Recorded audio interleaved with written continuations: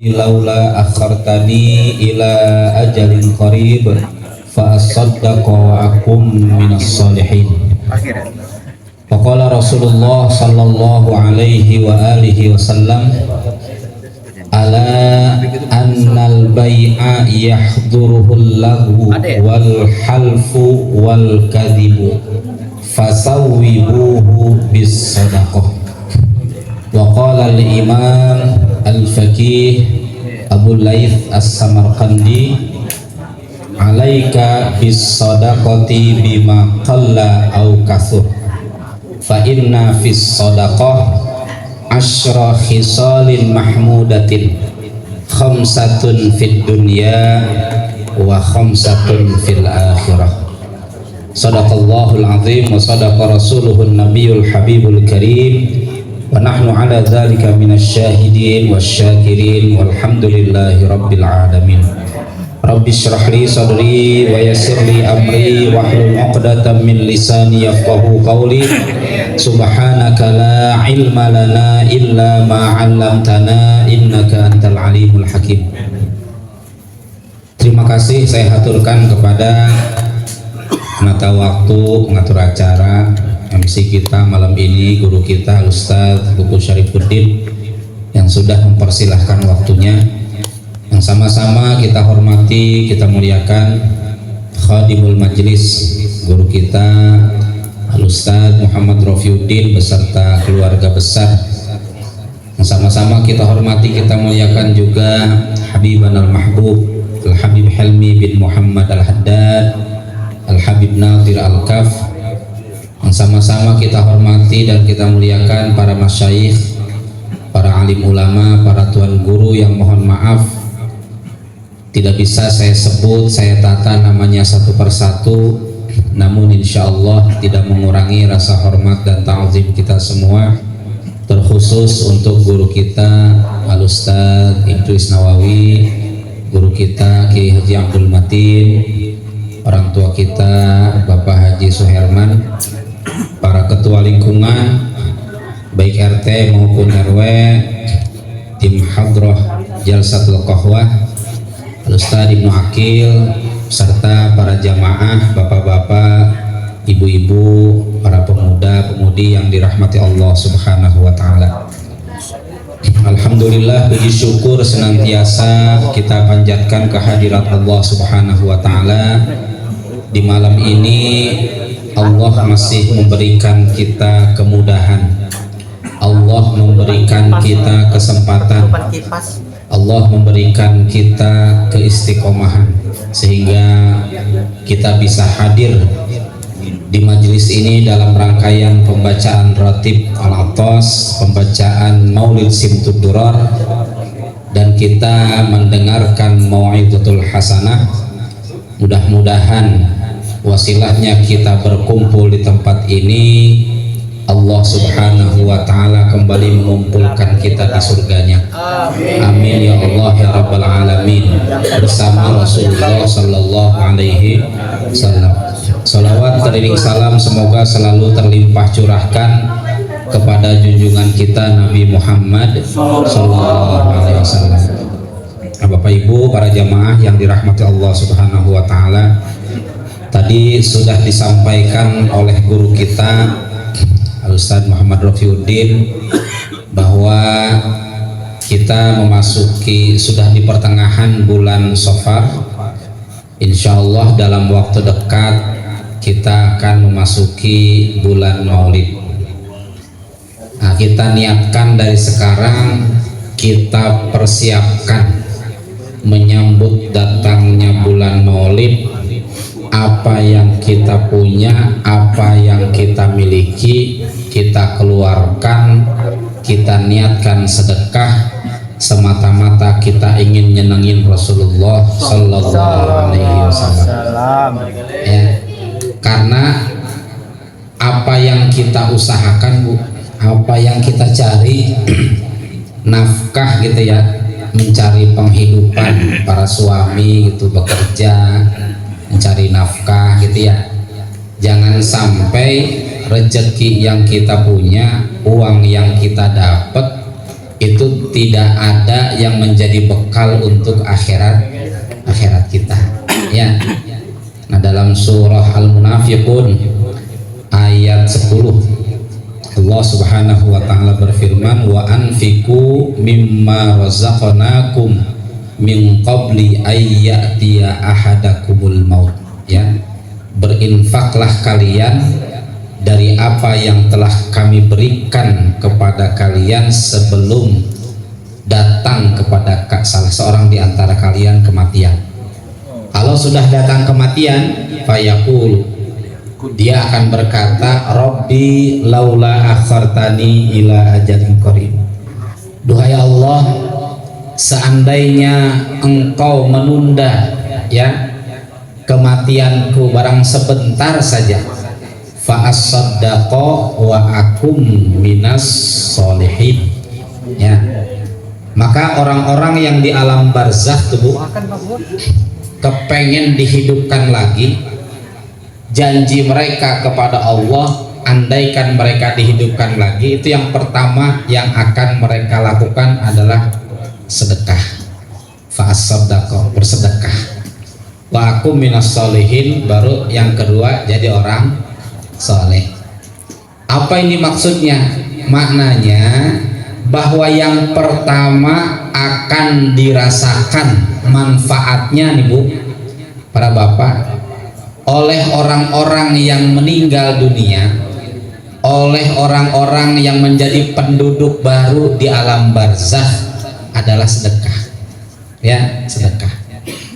Nah, ini terbukti ada satu riwayat yang diceritakan oleh para guru kita, ya, pada masa salafun as-solihin, hidup seorang laki-laki yang sehari-harinya hidupnya berlumur dengan maksiat dan dosa, hari-harinya penuh dengan perbuatan dosa, ya.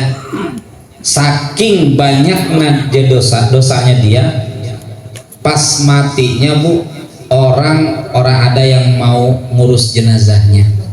Bayangin tuh. Sekarang kita sedosa-dosanya warga kita masih terpanggil untuk mau ngurus jenazahnya. Ini bayangin, orang sampai masyarakat nggak mau ngurus jenazahnya, kira-kira dosanya kayak gimana itu orang, ya. Nggak ada yang mau mandiin, nggak ada yang mau nyolatin, apalagi nguburin, ya. Sampai istrinya ini almarhum nyewa orang kampung sebelah yang nggak tahu riwayat hidup suaminya, yang semasa hidupnya berlumur dosa, dibayar supaya jenazahnya diurus, ya. Singkat cerita nih Bu, ini orang setelah diurus jenazahnya, dimandikan, disolatkan, mau dikuburin, penduduk setempat nggak ngizinin dia dimakamin di situ, ya. Sehingga sang istri itu mencarikan tempat yang suaminya bisa dimakamkan.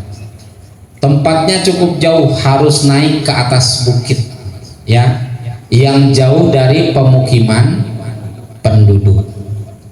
Nah, saat makamnya digali, ya, jenazah sudah siap akan dimasukkan ke liang lahat, tiba-tiba di atas gunung itu turunlah seorang ahli ibadah, seorang wali min auliyaillah. Itu masyhur di daerah situ katanya. Nah, cuman saya belum nelusurin siapa wali yang dimaksud dalam sejarah cerita ini, ya, gitu. Sang wali ini menahan orang-orang bayaran istrinya untuk jangan dulu memasukkan jenazah suaminya yang pendosa ini ke liang lahat. Jangan dulu dimasukkan, ya. Kenapa ya wali Allah? Apa yang hendak engkau lakukan?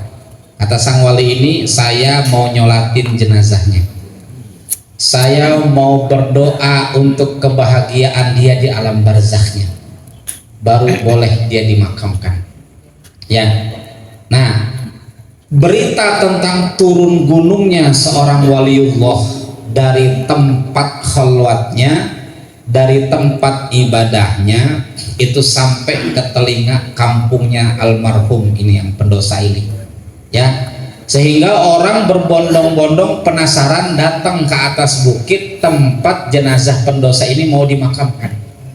Kenapa mereka kepengen tahu kok bisa-bisanya seorang waliullah, ya, mau turun gunung hanya untuk nyolatin ini jenazah, padahal ini jenazah pendosa. Maka saat orang sudah ngumpul rame tuh di situ, sang wali ini bercerita saat dia duduk larut dalam zikrullah, sedang zikir kepada Allah, ya, tiba-tiba datang ilham, ya, datang bisikan dari Allah Subhanahu wa taala bahwa telah meninggal fulan bin fulan, dia ditinggalkan oleh masyarakatnya, tidak ada yang mau ngurus jenazahnya, saat ini akan dimakamkan jenazahnya oleh orang-orang bayaran istrinya, turunlah engkau dari tempat ibadahmu, sholatkan dia karena dia adalah wali min auliyai, kata Allah.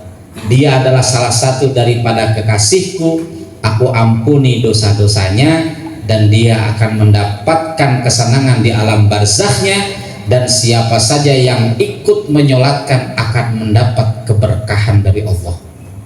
Ya, rame itu orang, ya, wah, jangan-jangan itu bukan ilham dari Allah, ya, itu bisa jadi mungkin bisikan dari setan. Tapi mana mungkin seorang waliullah, ya, yang mendapat gelar al-mahfuz, yang terpelihara dari perbuatan dosa, dapat bisikan gaib dari setan, ya. Maka untuk memperjelas, ya, kenapa beliau dapat bisikan itu, dipanggillah istrinya. Sang wali ini bertanya kepada istrinya perbuatan almarhum semasa hidupnya, ya, semasa hidupnya. Maka istrinya hanya mengatakan almarhum ini ahlul maksiat, ya, seorang pendosa yang hari-harinya nggak pernah lepas dari maksiat, ya. Maka sang wali negesin lagi, coba ingat-ingat, barangkali ada satu perbuatan baik yang pernah dia lakukan, ingat-ingat gitu, ya. Sampai akhirnya sang istri diam mengingat-ingat masa lalu suaminya. Nah, kemudian dia bercerita, oh ada, kata si istrinya, ya, suami saya tuh paling seneng sama anak yatim. Kalau dia ketemu anak yatim, ada duit berapa ge di kantongnya langsung dia kasihin.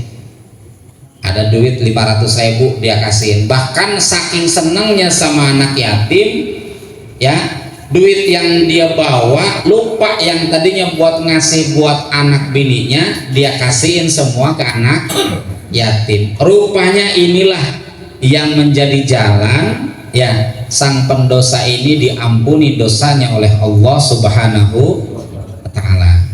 Nah, maka kita, ya, seorang pendosa saja diampuni oleh Allah Subhanahu wa taala, apalagi kita yang biasa hadir di majelis. Maka berlomba-lombalah, ya, untuk berbuat kebaikan semampu kita dalam hal sedekah. Dalam kitab Tanbihul Ghafilin bi ahadithi sayyidil anbiya'i wal mursalin yang ditulis oleh Al-Imam Al-Faqih Abul Lais As-Samarqandi, seorang ulama yang hidup di abad keempat Hijriah. Beliau minat tabi'in, ya, gurunya adalah murid Imam Hanafi. Gurunya Abul Lais As-Samarqandi, ya, itu muridnya Imam Hanafi. Jadi masa beliau ke Rasulullah itu masih dekat. Bahkan beliau mendapat gelar selain Al-Faqih, Imamul Huda, ya, imamnya petunjuk. Jadi orang-orang yang kepengen mencari petunjuk Allah, maka datanglah kepada Al-Imam Asy-Syaikh Al-Faqih Abul Lais As-Samarqandi. Kenapa? Karena beliau banyak kalam-kalamnya, ucapan-ucapannya yang mengandung hikmah. Sama seperti ulama abad ke-7 yang kita kenal dengan Al-Imam Ahmad bin Athaillah As-Sakandari dengan kitab hikamnya. Nah, kalau Abul Lais As-Samarqandi dengan kitab Tanbihul Ghafilinnya, ya, nama panjang kitabnya itu Tanbihul Ghafilin bi ahadithi sayyidil anbiya'i wal mursalin. Apa kata Abu Lais As-Samarqandi dalam kitab Tanbihul Ghafilin? Kata beliau, alaika bis shadaqati bima qalla au katsura. Ya, engkau kudu sedekah ya dengan apa yang engkau miliki, mau sedikit mau banyak. Lagi susah ge ngeluarin duit pak kudu bari sedikit, apalagi lagi punya duit banyak.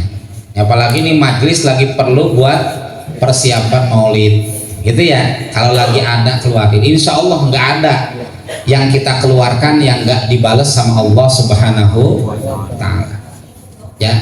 Jadi kata beliau, keluarkanlah sedekah baik sedikit maupun banyak sesuai dengan kemampuanmu. Artinya apa? Nggak mesti harus lagi punya gitu, nggak mesti harus jadi orang kaya baru dermawan. Lagi kita hidup serba sulit, kita keluarkan apa yang kita bisa meskipun tidak sebesar orang-orang yang mampu ya. Kenapa? Fa inna fis shadaqah asyra khisalin mahmudatin. Karena sedekah itu ya memiliki 10 kebaikan yang Allah anugerahkan, Allah berikan kepada orang yang ahli sedekah. Khamsatun fid dunya wa khamsatun fil akhirah. 5 di dunia, 5 lagi nanti jadi bekal kita di akhirat. Mana kebaikan anugerah yang Allah berikan bagi orang yang senang berbagi, orang yang senang sedekah, orang yang gampang ngeluarin duitnya buat kebutuhan syiar agama Allah, buat orang yang membutuhkan, meskipun nilainya setiap orang beda-beda, yang penting tulusnya, ikhlasnya, niat kepengen nyenengin orang. Kata Imam Abu Lais As-Samarqandi, yang pertama nih kebaikan yang Allah berikan adalah tathhirul mali. Allah akan bersihkan hartanya ya. Apalagi kita hidup di akhir zaman, sulit kita benar-benar ya cari rizki yang betul-betul halalnya 100% susah. Karena sistem ribawi di seluruh dunia itu sudah mengikat ya. Bahkan bermunculannya bank syariah pun itu tetap induknya ke bank konvensional, yang artinya meskipun tidak semua transaksinya ribawi, tapi ada transaksi-transaksi tertentu ya yang menjadi keuntungannya itu berasal dari barang ribawi, dan kita nggak bisa lepas dari itu ya. Kalau barang itu kita makan ya, pantas saja kita susah bangun tengah malam, pantas aja kita susah buat jadi orang baik, pantas aja kita susah mau baca Quran tuh bawaannya males gitu ya. Siapa tahu mungkin ada barang haram yang masuk ke badan kita, atau paling enggak barang yang syubhat. Maka Nabi mengingatkan tuh ya, jangankan yang model kayak kita sekarang, di masa Rasulullah kata Nabi mengatakan, ala kata Rasulullah, annal bai'a yahduruhul lagwu wal halfu wal kadhibu. Ingat kata Nabi, sesungguhnya dalam jual beli itu kadang-kadang mendatangkan sesuatu ucapan yang sia-sia. Coba orang dagang, orang jualan, kadang-kadang nih sambil nunggu, sambil ngobrol sama tetangga sebelah yang sama-sama jualan, apalagi di pasar ya kan. Obrolan kan nggak semua namanya obrolan model-model orang kita. Kalau obrolan ulama sih mengandung hikmah misalnya ya, apalagi obrolannya para aulia. Obrolan model kita kadang ada yang keluar dari mulut kita itu kalimat-kalimat yang tidak ada nilai manfaatnya, itu Allahu bahasa Nabi itu ya gitu. Sesungguhnya dalam jual beli itu terkadang suka keluar dari mulut kita tuh kalimat yang sia-sia, wal halfu, bahkan sumpah. Kalau ada orang beli nih, bener demi Allah dah ini saya belinya jauh harganya segini gitu tuh ya. Jadi bawa-bawa Allah. Wal kazibu, kadang juga bahkan bohong, nggak sesuai gitu, disebut barangnya bagus padahal ada cacatnya ya. Itu di masa Rasulullah ya. Fasawwibuhu bis shadaqah, kata Nabi, maka bersihkanlah penghasilan dari jual belimu yang khawatir di dalamnya ada yang 3 tadi, bis shadaqati, dengan sedekah. Maka sedekah yang pertama hikmahnya adalah tathhirul mal, ya, membersihkan harta kita. Mudah-mudahan lewat jalan sedekah, harta yang kita miliki yang tadinya kita mungkin ada dari barang haramnya, ya, ada transaksi yang mengandung unsur ribanya, atau mungkin ada barang syubhat yang kita makan, mudah-mudahan jadi ampunan dari Allah, tidak menjadi penghalang buat kita untuk menjadi ahli taat. Itu yang pertama. Yang kedua, tathhirul badani minadz dzunub, ya, mensucikan badan dari dosa. Orang kalau misalnya, ya, dulu ada Kiai Sanja di Banten. Oh, saking apiknya, Bu, beliau nggak mau makan itu yang masuk ke badannya itu yang dapat beli, semuanya nanam sendiri, minum dari situ sumur yang dia punya di tanahnya. Kalau sekarang repot kita modalnya kayak begitu, ya, ngeblangsakin diri sendiri repot, kitanya yang belum siap, begitu ya, gitu. Nah, efeknya kalau misalnya ada makanan yang syubhat masuk ke badan, otomatis kan badan kita nggak semuanya bersih, ya, gitu. Nah, sebagai pensuci supaya badan kita ini bersih dari dosa, maka salah satunya lewat jalan sedekah. Itu sedekah tuh, ya, gitu. Buat supaya nih, mudah-mudahan saja lewat sedekah yang tadinya kita malas ibadah jadi mau ibadah, ya, yang tadinya kepekaan sosialnya kepada sesama muslim rendah, mudah-mudahan lewat sedekah tingkat kepeduliannya sudah mulai tumbuh lagi, ya. Kalau ada syiar agama Islam, maulid kah, mau acara apakah gitu, itu kepengen berbagi tuh, gitu. Nah, itu berarti kan sudah tumbuh rasa kepekaan sosialnya, gitu. Itu yang kedua. Yang ketiga, daf'ul bala wal amrad. Tuh, anugerah Allah yang Allah berikan di dunia bagi orang yang ahli sedekah. Allah akan tolak dia dari musibah dan penyakit. Gitu. Jadi orang kalau pengen dilindungi sama Allah dari mara bahaya, dari malapetaka, dari kesialan hidup, bahkan dari penyakit, ya, latihlah diri kita, biasakan diri kita untuk mau berbagi, mau sedekah, gitu, ya. Maka Nabi nih, ada orang yang sakit lama menaun gak sembuh-sembuh, bisa jalannya dengan baca sholawat, bisa jalannya dengan zikir, bisa jalannya juga lewat sodako. Apa hadisnya? Ada hadis Rasulullah SAW, dawu mardokum bis sodako, obatilah orang-orang yang sakit di antara kalian dengan sedekah, ya. Dulu pernah ada cerita di guru saya pernah cerita, Bu, ya, seorang ibu sakitnya udah parah, suaminya udah nggak ada, ya. Kebetulan bocah yang tinggal di rumah tinggal atu-atunya nih, anaknya yang lain udah pada jauh, mau ngehubungin nggak kayak sekarang kan bisa lewat handphone, dulu belum ada, ya. Si ibu ini bilang sama anaknya, Tong, nih emak sakit payah bener nih, ya, coba dah ke kampung sebelah, di sana ada kiai, ada ajengan tuh, doanya makbul. Nih bawa air emak nih, minta doa sama beliau. Jangan lupa nih, emaknya ngeluarin duit nih 50.000 nih, bilang sama kiai, sama ajengan nih sedekah dari emak. Begitu berangkat tuh, namanya anak umur 9 tahun, Bu, ya, jalan dia meleng kan, ada anak begitu, ya. Berangkat dia bawa air, gitu. Airnya nggak air kemasan model kita yang ada tutupnya. Begitu udah beres didoain, dia girang pulang, ya, meleng, Bu, jatuh tuh air semuanya tumpah. Begitu dia mau cerita sama ibunya, dia takut diomelin, ya. Maka tanpa pikir panjang, dia datang ke musola, ya, botol air yang tadi, wadah yang tadinya kosong tadi, dia isi air, ya.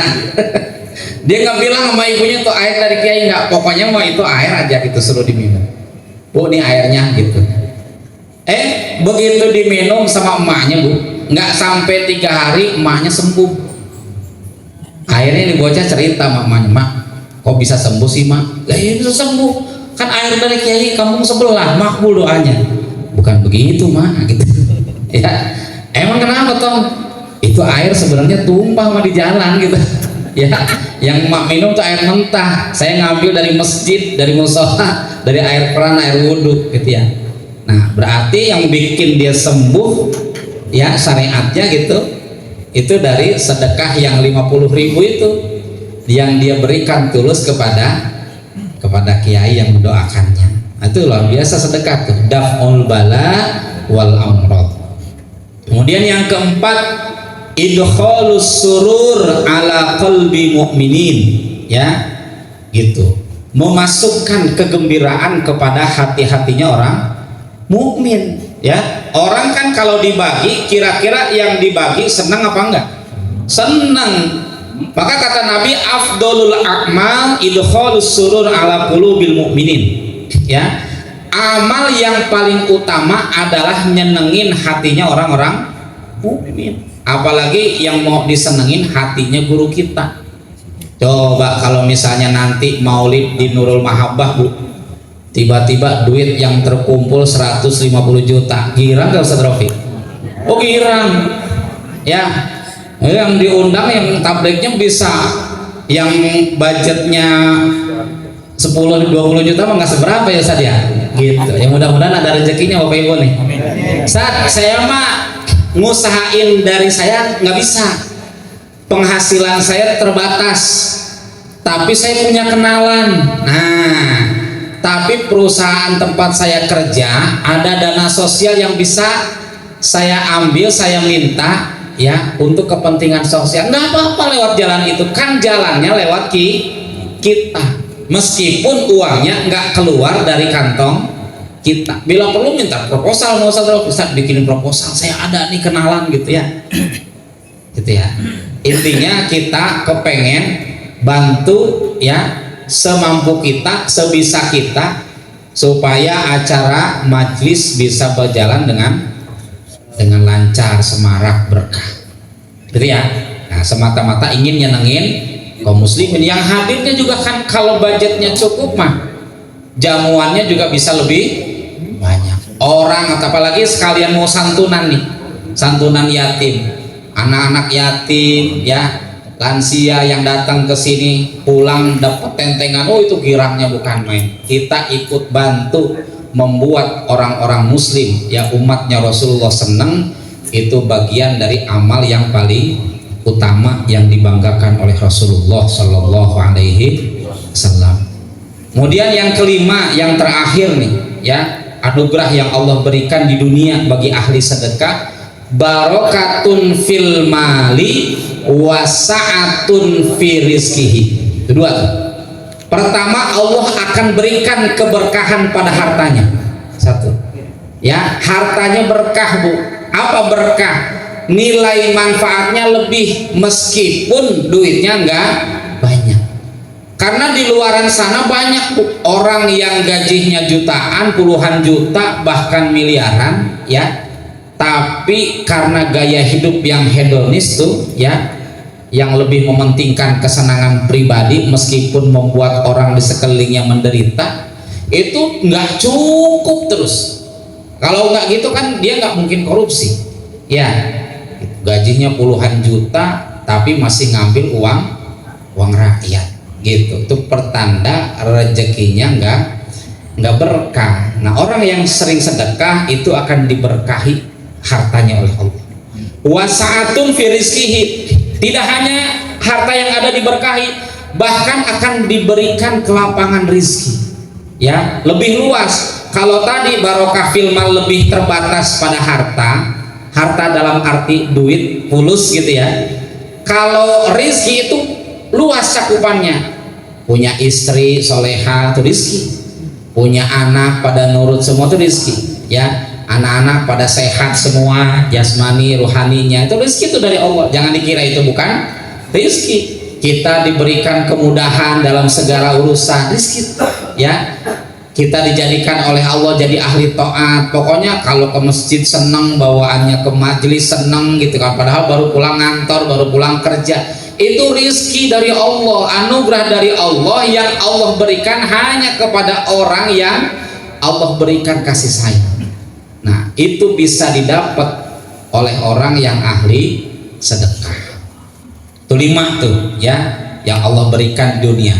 Kemudian wa khamsatun fil akhirah, mana 5 yang akan Allah anugerahkan bagi ahli sedekah di akhirat. Yang pertama, antakuna shadaqatu dzillan li sahibihi li sahibiha min syiddatil har. Sedekah itu akan menjadikan naungan, akan menjadikan perlindungan bagi sang pemiliknya dari panasnya huru hara nanti kiamat, ya, panasnya mahsyar. Di saat orang-orang butuh perlindungan, butuh naungan, dia sudah ada naungan sedekah, ya, gitu. Orang-orang yang ahli sedekah, insya Allah nanti pada saat hari perhitungan amal di padang mahsyar, Allah akan lindungi dia dari penderitaan, ya, karena kan banyak tuh di keterangan-keterangan hadis Rasulullah bahwa posisi matahari saja dekat gitu ya. Yang pertama. Yang kedua, hifatul hisabi, hisabnya akan diringankan oleh Allah, ya, gitu. Jadi tidak akan dibuat sulit hisabnya. Yang ketiga, tusqilul mizan, ya, timbangan kebaikannya akan diberatkan oleh Allah. Orang kalau timbangan kebaikannya berat, berarti dia min ahlil jannah, ya, Allah akan jadikan dia termasuk penghuni surga. Sebaliknya kalau orang ringan timbangan kebaikannya, maka Allah akan jadikan dia min ahlin nar, gitu ya. Yang keempat, jawazun alas sirat, Allah akan buat dia mudah melewati jembatan siratal mustaqim. Di saat itu tidak sedikit orang yang tergelincir jatuh masuk ke dalam neraka. Dan yang terakhir, yang gak kalah pentingnya, anugerah yang Allah berikan bagi ahli sedekah di akhirat tuh, ziyadatud darajat fil jannah, Allah akan tambah derajatnya, ditinggikan oleh Allah di surga, gitu ya. Jadi yang harusnya dia masuknya surga di paling bawah, ya, gitu ya, kalau meleng dikit dia masuk ke neraka misalnya, gitu ya, Allah tempatkan dia di surga paling atas, di surga Firdaus. Kalau udah di surga Firdaus, berarti dia bertetangganya dengan Rasulullah Shallallahu Alaihi Wasallam. Itu yang dikejar oleh para wali itu, para salik, orang-orang yang menempuh suluk jalan untuk menuju Allah. Mereka bukan ngejar surga karena pengen dapat bidadari, enggak, Bu. Itu orang model kita yang kayak begitu, ya, kepengen makan enak di surga, ya, minum enak, semua serba dilayani. Itu kita. Kalau para aulianya Allah, mereka berdoa minta surga, itu karena mereka kepengen bertetangga dengan Rasulullah Sallallahu Alaihi Wasallam. Nah, mudah-mudahan wasilahnya kita ngumpul di sini, banyak yang memotivasi kita, para jamaah, dari para guru kita, baik tentang sodako, baik tentang hadir di majelis. Mudah-mudahan membawa efek baik buat kita, kita termotivasi, ya, sehingga kita terus bisa memperbaiki diri kita menjadi ahli taat, menjadi hamba Allah yang soleh, dan selalu berlomba-lomba dalam kebaikan. Itu saja yang bisa disampaikan, kurang lebihnya mohon maaf. Mudah-mudahan ada manfaatnya. Hadanallahu wa iyyakum ajmain. Assalamualaikum warahmatullahi wabarakatuh. Waalaikumsalam warahmatullahi wabarakatuh.